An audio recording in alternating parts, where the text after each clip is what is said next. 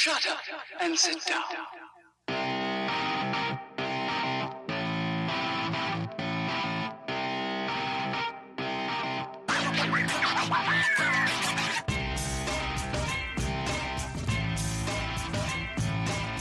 Welcome to the Bricks King podcast, where I'm going to bend your ear about Lego, review those amazing bricks of plastic, and discuss what is new and up and coming around the Lego world.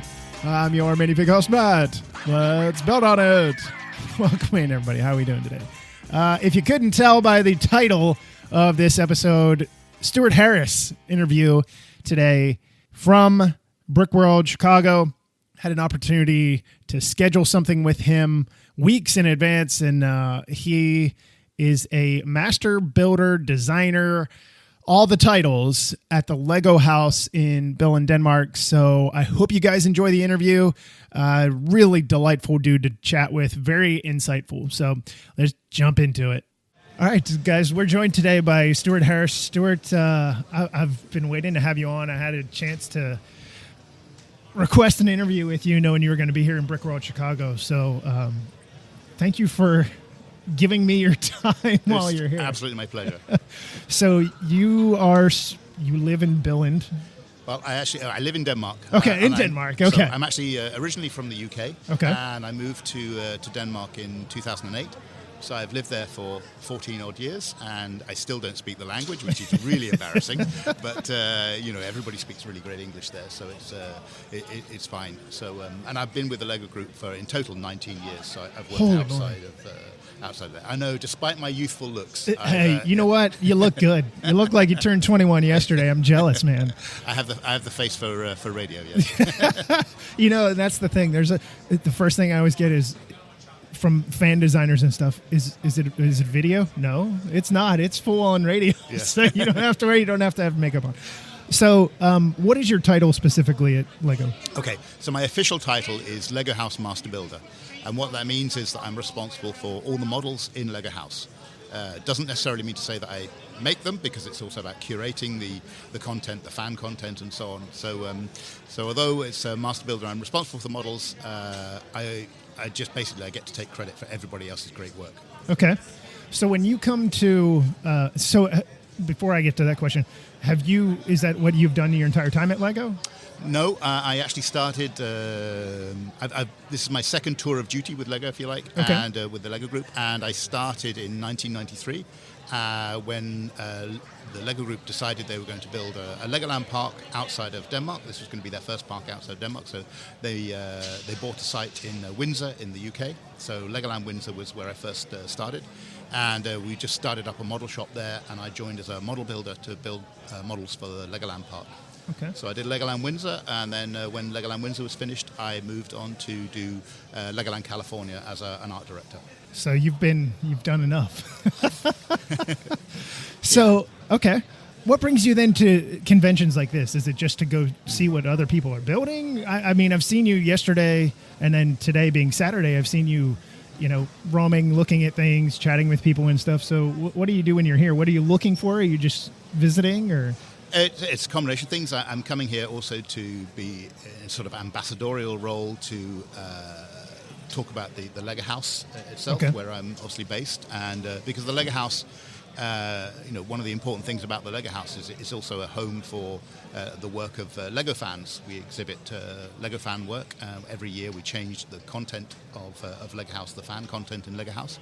And so coming to these fan conventions, I can stay in touch with, some of the great new builders and seeing some of the awesome work that they're doing. Coming to a show like this is equal parts inspiring and equal parts intimidating, because okay, the work is absolutely incredible.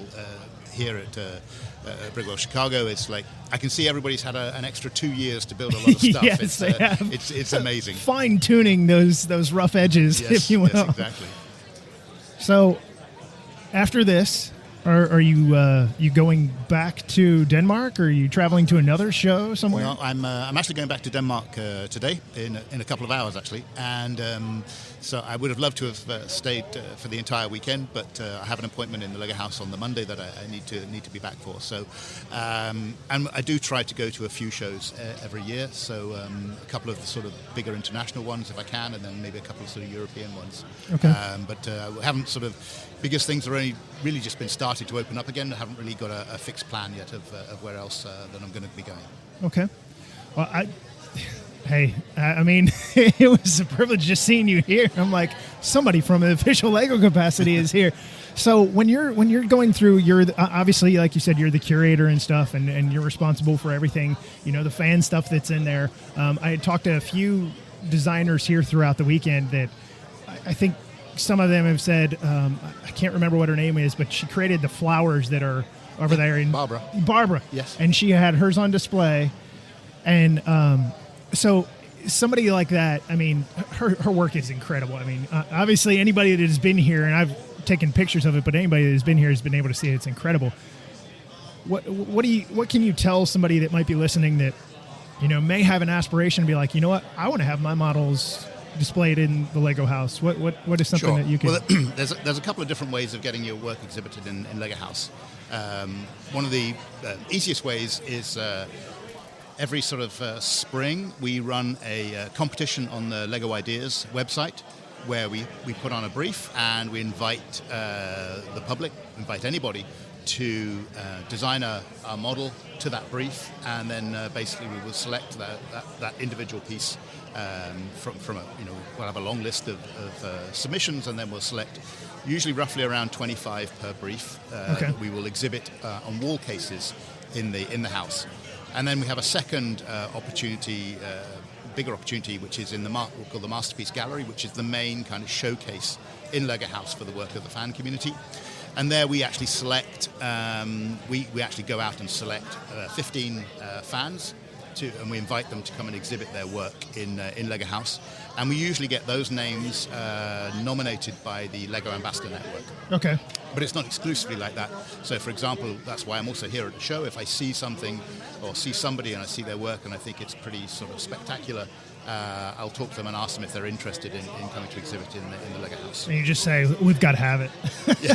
Please send it. I'll put them under pressure until they agree. Yes. Awesome. Well, so Lego House in mind, I mean, you guys are getting ready for the Lego Con today, which is going to be massive. And you're not gonna be there. You're gonna be in the air. They're going on with it. But you know, the environment that is over there. I mean, you've worked with Lego, like you said, a very long time. Yes. Doing a very number of, you know, positions and stuff like that. It seems like from an outsider's perspective, when you're a designer, you're somebody that works for Lego, you're in Billund, it's Lego. You work for Lego, you're doing Lego, you travel to shows, you're doing Lego. Is there ever a time where you're kind of like, you know, it's nice that I'm not right in the town center where it's not Lego on the brain every single time? Because I'm sure you have other hobbies and interests and stuff like that. I mean, I enjoy my downtime as well, as much as anyone else. And so, you know, I don't do too much building outside of my sort of normal work hours. Sure. But if I do want to do some building, it's usually because I'm building a kit. Because one of the great things, because I'm doing mocks all the time, one of the really relaxing things to do is to actually build somebody else's model that they've designed, they've thought about how it's going together. And for me, that's quite a relaxing thing to do, is to, you know, get out the instruction book and put a model together. Not have to use all the brain power and all the Lego math and stuff that goes into it. So someone that might be looking into something like a position of yours, obviously one day you're going to retire and somebody's going to come in behind you and keep up the great work that you've done. What is somebody, or what is Lego, or what in your capacity, what are you looking for in somebody that could fill your role someday down the line, that maybe might be young right now, that doesn't want to necessarily just be not a standard designer, but, you know, like a set designer? Yeah. What could you tell them? Okay, so I guess the one of the differences between kind of a master builder and kind of a set designer is kind of you're working a lot on one-off type pieces, so you're not designing for production a lot of the time. You know, I'm doing stuff for like our social media channels, I'm doing stuff for events, I'm doing one-off sort of working with our model shops we have a big model shop in the Czech Republic, so I'll work with them and I'll be briefing them on models that we want in the Lego house, as well as obviously doing some of the designing some of the concept models for the Lego house exclusive sets and so on.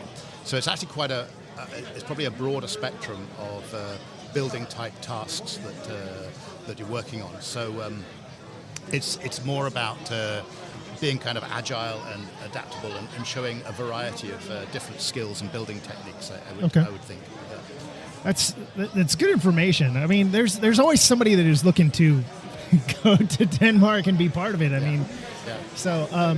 But I would also say one of the other things is being able to work in teams, because nobody ever does anything on their own in the Lego group. You're always part of a bigger team kind of thing. So being able to be a good team player, be able to take on board input or maybe criticism or feedback, and be able to look at that positively and incorporate that into your work. That's an important value. I'm glad you said that, because that's a big thing. Teamwork. Yes. Because I see it all the time talking to the designers and stuff like that. They're always working together, and you might have a great idea, but someone else might see it. I mean, they're seeing it different than what you are, and like you said, not taking offense or getting upset. Like, how dare you? Yes. Yeah. No, and I think that's also one of the when people ask me what are the best things about working for the Lego group, that's actually one of the best things is actually the colleagues you work with, because of course, it's nice to have almost an unlimited supply of bricks. That goes without saying. But when actually sort of working with very talented, creative people who share the same values as you and of the Lego group, that is one of the fantastic sort of benefits of working for the Lego group. Well, and it seems like, I mean, they're coworkers and stuff, but it seems like you guys are more like a family. Each individual team or whatever, or as a whole in general.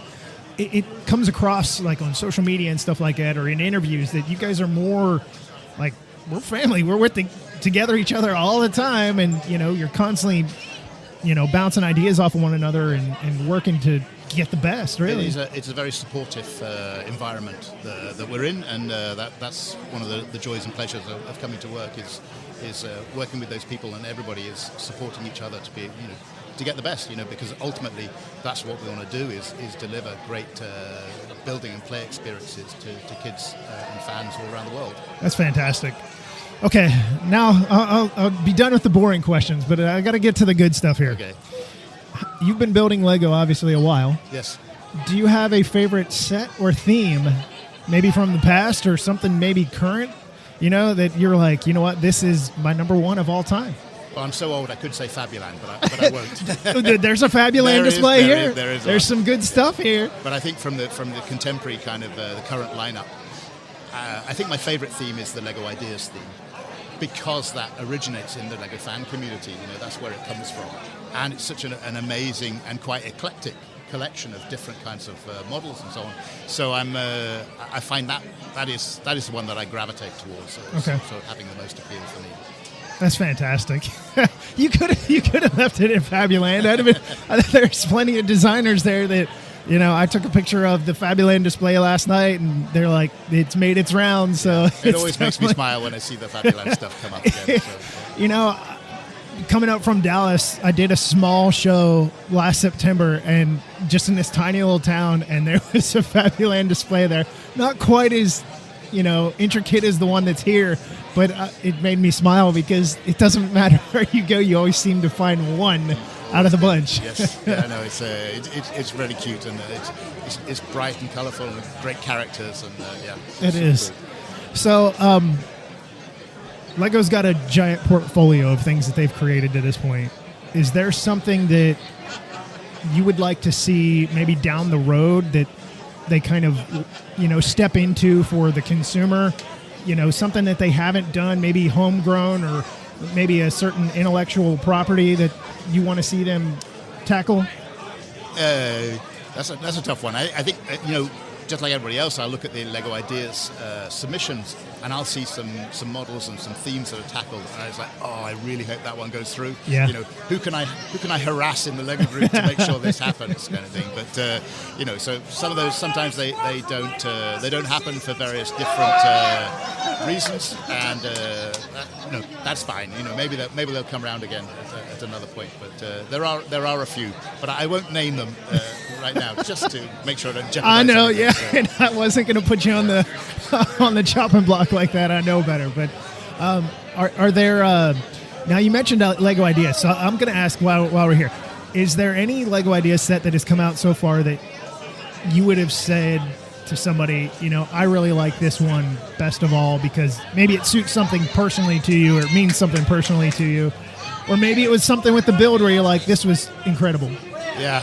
I love some of these items, like the typewriter, like Steve Guinness's typewriter. I think that's a really, really cool piece like that. I remember when I was at college and studying college, I made some models of typewriters and stuff like that, and that was cool. It was really nice to see that come through. That sort of brought back some memories for me. That's awesome. I like the typewriter. I remember when it got revealed last year, I had the chance during Fan Media Days, and Sam and his team showed it, and everybody's jaw was just on the floor. Yeah. They couldn't believe it because it was something that, it was just beautiful. And it was great to get all those printed tiles. Yes, that's what everybody. That's what everybody was like. Oh, we get printed tiles of all this stuff. So, good stuff. Well, Stuart, I'm glad to have you on. Hopefully, I get a chance to see you in Billund when I get out there in late September this year for Fan Media Days. Great. We'll I'm not looking forward to the flight. But no. It'll be fun. It'll be a new experience for me. So it was a pleasure having you on, and hopefully, I get a chance to chat with you again in the future. Yep. Hope to see you in Lego House. All right. Thank you, sir. Well, there you have it. That is the interview with Stuart Harris from the Lego Group. An awesome guy to talk with, and hopefully I get a chance to talk with him again in the future about, who knows, any other things that he's working on. And believe it or not, you could actually have whatever you are building right now, your mock, end up in the Lego house because, again, that is what he does. That is part of what he does. So hope you guys enjoyed it. I've got more coming down the pipe, so stay tuned. And as always, I'm your minifig host, Matt. Let's build on it.